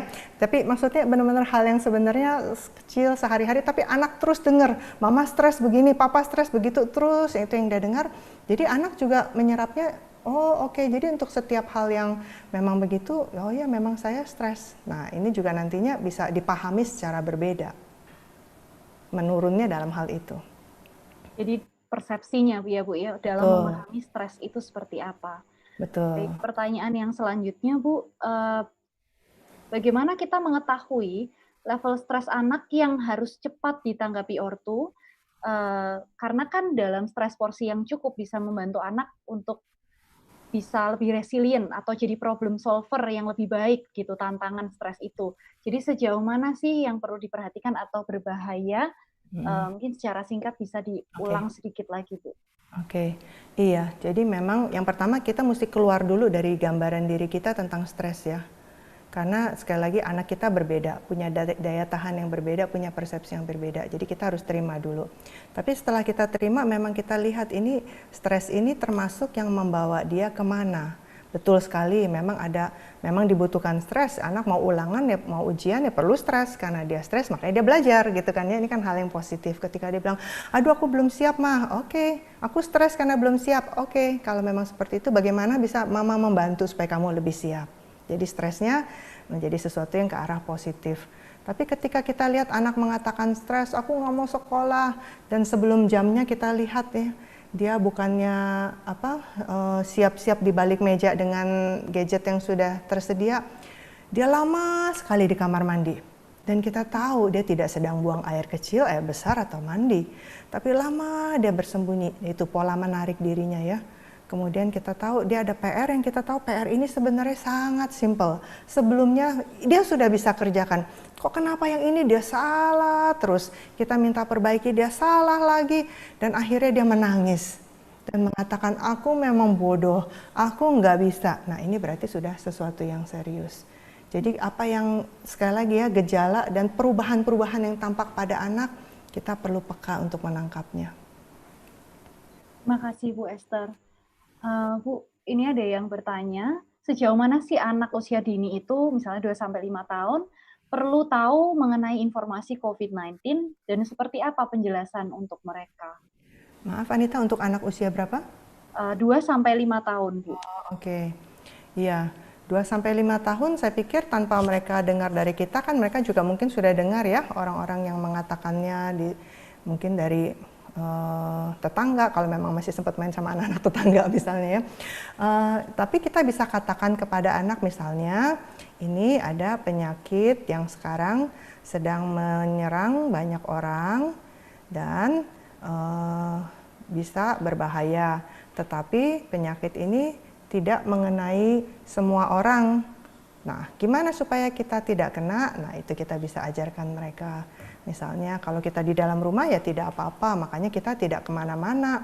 Tapi kalau memang kita butuh keluar, misal anak bilang, Ma aku mau main sepeda di luar.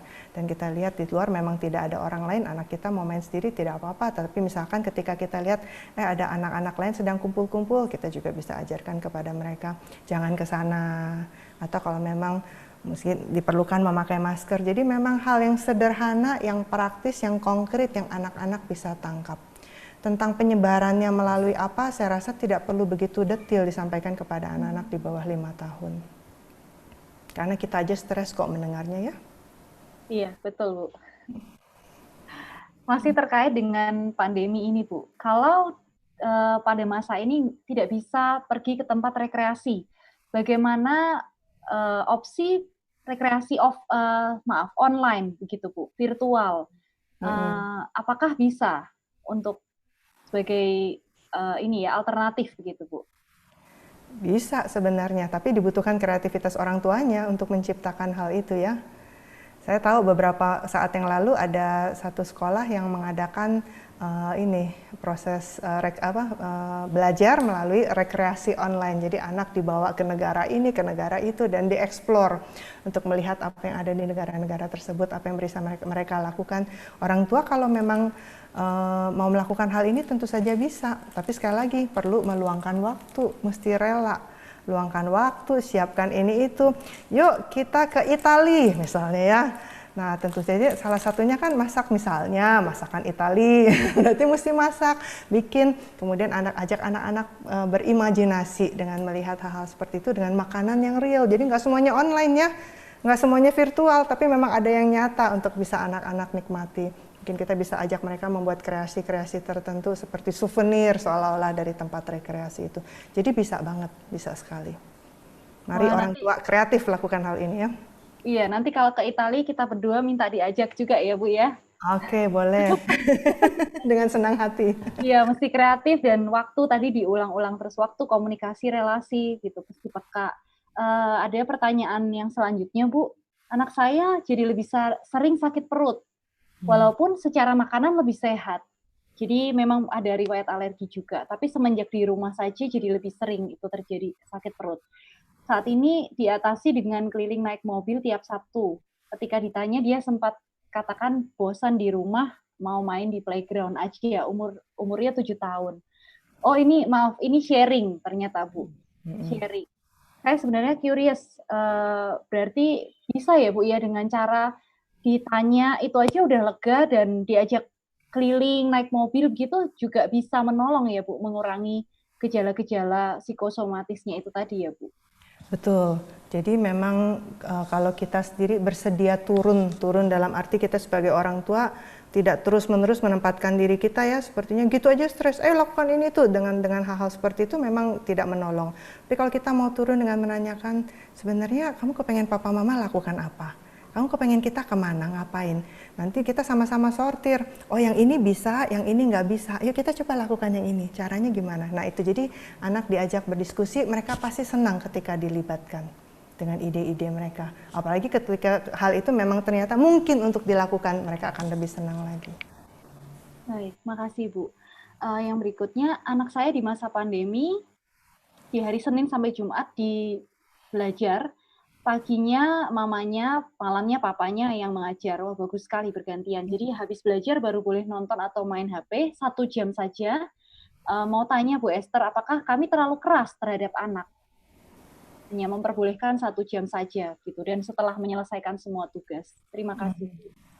Kalau itu ada di dalam pendampingan, pengawasan, dan anak happy-happy saja, tentu saja tidak ya, malah baik, itu ada sebuah struktur yang baik gitu. Dan kalau memang struktur ini dilakukan secara konsisten, anak juga nggak akan protes. Tapi kalau misalkan memang ternyata ada hari-hari tertentu di siang hari papanya, misalnya papa atau mama sibuk, boleh deh kamu pegang HP gitu ya, ada bolong-bolongnya seperti itu, biasanya anak akan nagih lagi besokannya. Sambil berharap, kok papa nggak sibuk? Nggak ada pekerjaan supaya saya bisa dapat HP misalnya ya.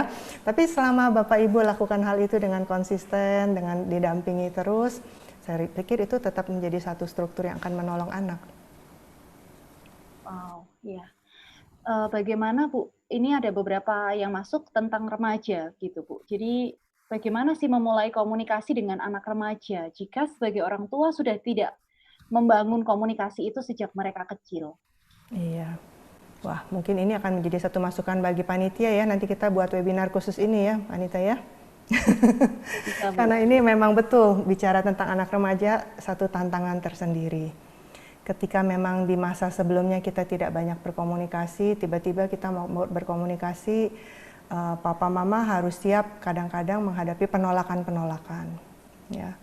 Dan remaja ini kan memang unik karena memang dengan kondisi hormonal yang juga sedang aktif-aktifnya mempengaruhi emosi mereka sehingga mendekati anak remaja ini membutuhkan pendekatan yang khusus gitu ya dibandingkan waktu mereka masih kecil. Mungkin tidak hanya harus di masa pandemi, ketika sebelum masa pandemi aja kalau memang sudah menjelang katakanlah datang bulan, itu sudah menjadi satu tantangan tersendiri untuk orang tua bicara dengan anak perempuannya yang remaja. Jadi lebih banyak sih faktor-faktor yang orang tua perlu pahami kalau sudah berkaitan dengan anak remaja.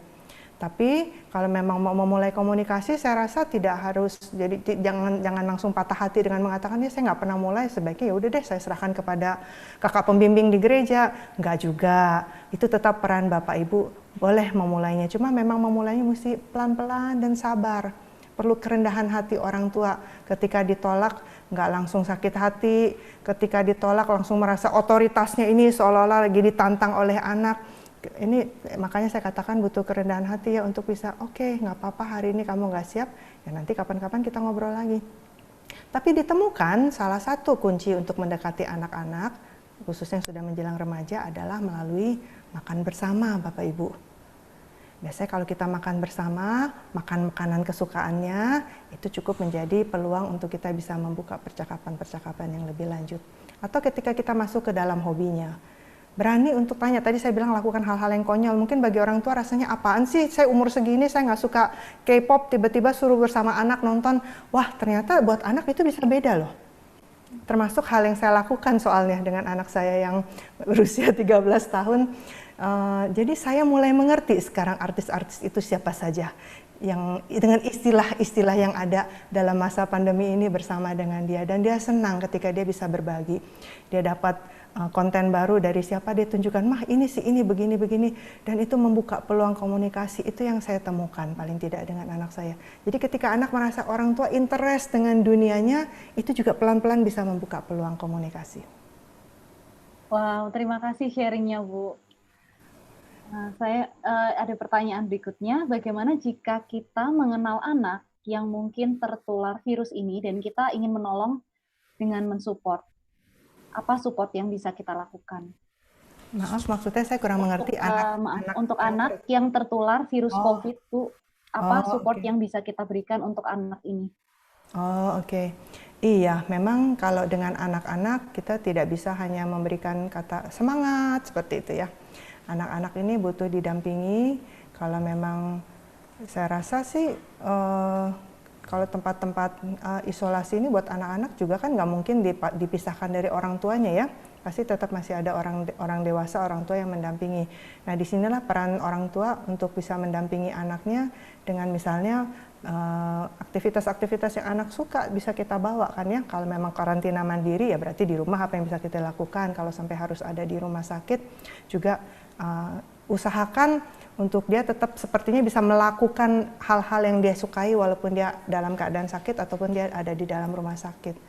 Dengan mainannya, dengan aktivitasnya, dan mungkin kita juga bisa perkenalkan hal-hal lain, aktivitas lain yang mungkin dia bisa nikmati juga di dalam masa-masa seperti itu. Jadi dukungan untuk anak-anak ini memang harus real, dengan kehadiran, dengan aktivitas bersama yang kita lakukan. Terima kasih Bu. Untuk orang tua dapat berempati dan tidak menghakimi anak judgmental gitu. Bagaimana caranya Bu? Iya, kadang-kadang memang sebagai orang tua kita mudah hanya melihat perilaku yang ada di depan mata kita ya. Sehingga ketika kita lihat perilaku itu kita langsung tanpa sadar terlalu cepat jaraknya antara melihat dengan menghakimi, betul. Saya harus akui saya pun masih sering melakukan hal itu. Sehingga anak saya bisa mengenali dari tatapan mata saya. Jadi kadang-kadang ketika saya lihat dia sedang melakukan sesuatu terus dia melihat tatapan mata saya, dia langsung membela diri dengan mengatakan, aku sedang lakukan ini loh Ma, gitu. Terus saya bilang, oh enggak, Mama juga tidak sedang menuduh kamu, tadi Mama hanya mau memastikan kamu ada di mana dan sedang melakukan apa. Tapi anak kadang-kadang sudah defensif dulu ya, merasa waduh saya pasti akan disalahkan. Nah, jadi sebagai orang tua mungkin sebaiknya kita juga cari tahu ketika kita melihat anak sedang melakukan sesuatu, ya kita cari tahu kenapa, apa yang sedang dia lakukan dan kenapa dia lakukan hal itu. Mungkin ada anak yang sepertinya iseng lakukan sesuatu yang kesannya destruktif, kesannya ya, destruktif kepada adiknya. Tapi begitu kita dekati, ternyata misalnya dia bilang, saya dapat ide ini dari prank yang saya lihat di YouTube misalnya ya. Nah, dari situ menjadi kesempatan bagi kita, yang mana sih, yuk nonton sama-sama papa atau mama. Nah, dari situ kita bisa jelaskan, menurut kamu prank yang seperti ini bisa berbahaya nggak buat orang yang diberikan prank itu ya. Misalkan adiknya diikat atau adiknya diberi cat, dihias-hias wajahnya gitu karena dia menyaksikan prank-prank yang ada. Terus kita tanya bisa berbahaya atau tidak, apa akibatnya, dan kita ajak dia diskusi tanpa menyalahkan. Tapi kalau dari awal kita sudah lihat dia lakukan, dia coret-coret tubuh adiknya, kemudian kita sudah marah-marah seperti itu dan menghukum dia, informasi ini kita tidak akan dapatkan. Dan akhirnya proses pengajaran dia, proses kita untuk mengajar anak tentang prank, tentang dampaknya dan bahayanya, kita juga jadi nggak dapatkan. Terima kasih Bu Esther. Satu pertanyaan terakhir Bu sebelum kita menutup. Kami mengalami problem soal stres pada anak di tempat kami melayani. Apakah sebagai gereja, sekolah minggu khususnya perlu memberikan kegiatan atau aktivitas untuk anak-anak di rumah? Takutnya malah membebani orang tua, memberikan kegiatan tambahan atau aktivitas tambahan untuk anak-anak ini. Bagaimana kalau menurut Ibu? Iya, memang di dalam masa pandemi ini buat orang tua nambah kerjaan itu memang menjadi satu hal yang langsung istilahnya ini antenanya radarnya langsung menangkap, wah problem ya, seolah-olah tambah kerjaan gitu.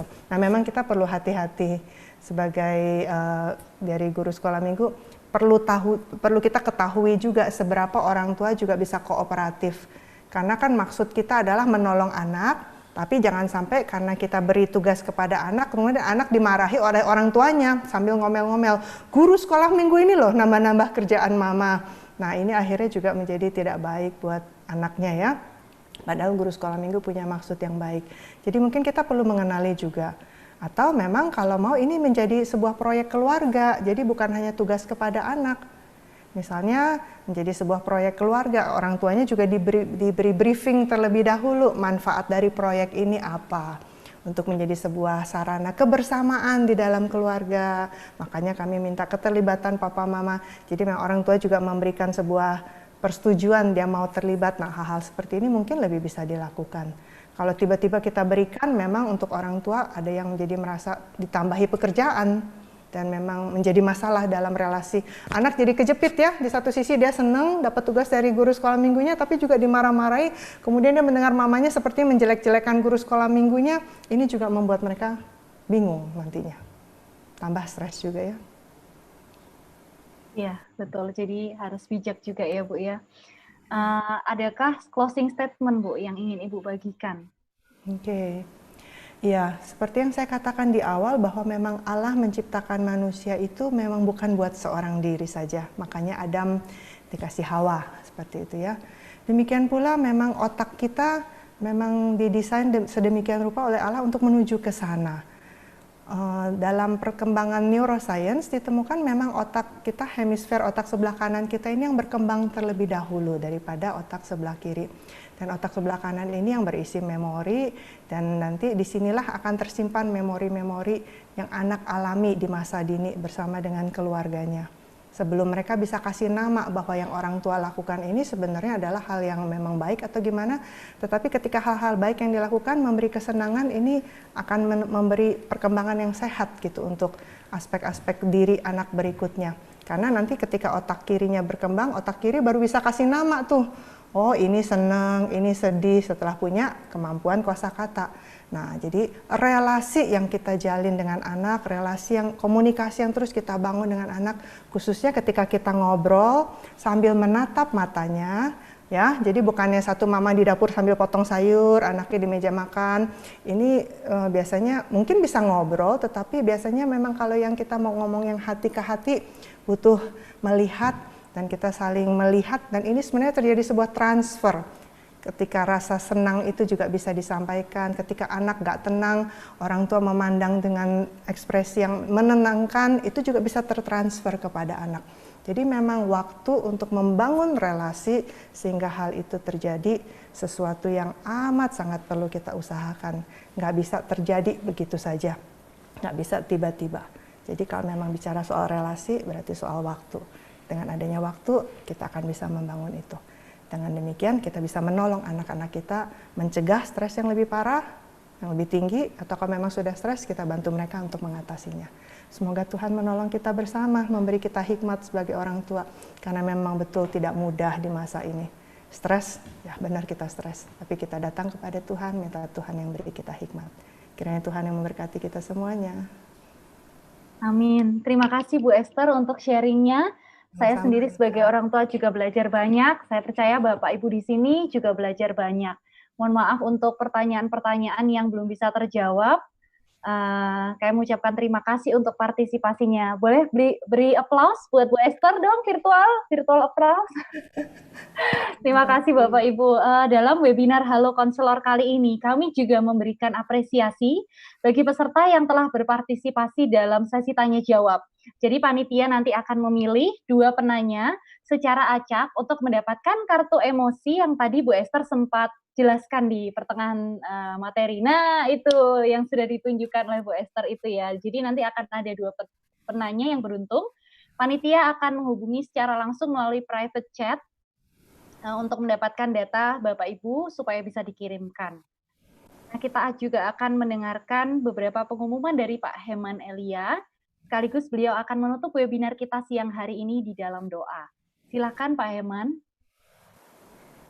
Terima kasih sekali lagi kepada para peserta ini yang dengan setia mengikuti acara ini. Saya lihat di antara peserta ada bapak-bapak ini ya. Dan sebagaimana saya juga merasakan bahwa webinar yang dibawakan oleh Ibu Esther Cahya ini memberkati dan menginspirasi banyak hal-hal yang bermanfaat. Semoga bapak-bapak, demikian juga ibu-ibu mendapat manfaat yang besar dari webinar kali ini. Terima kasih juga kepada narasumber kita pada pagi hari ini, siang hari ini, Ibu Esther Cahya. Demikian juga Saudari Anita Sierra yang telah memandu dengan sangat baik. Juga Ibu Susana Halim ya, yang telah mengatur tanya jawab dengan begitu baik. Segenap panitia, kami ucapkan terima kasih. Demikian juga teman-teman IT multimedia di Saat. Demikian juga untuk STT Saat yang telah menyediakan tempat dan menyediakan semua fasilitas ini. Terima kasih.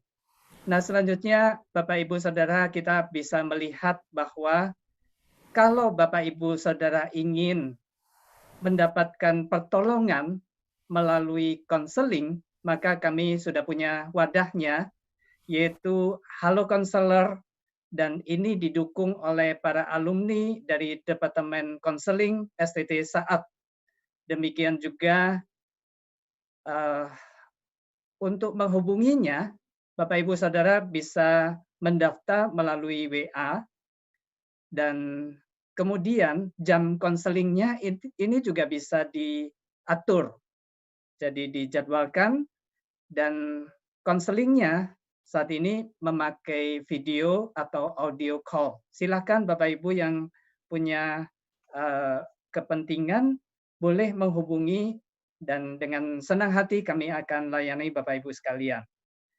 Nah, selanjutnya adalah Bapak Ibu juga bisa menyampaikan persembahan, misalnya kalau Bapak Ibu merasa berkenan untuk memberikannya kepada STT Saat dengan nomor rekening sebagai berikut. Nah, Bapak Ibu Saudara, mari kita juga melihat bahwa materi ini, materi yang bermanfaat dan memberikan banyak informasi ini, kita bisa unduh nantinya, dan ini juga akan di-upload di YouTube setelah tim akan mengaturnya. Nah, Bapak Ibu Saudara bisa melihat nanti mendapatkan seluruh materi ini di alamat yang sudah terdaftar di sini.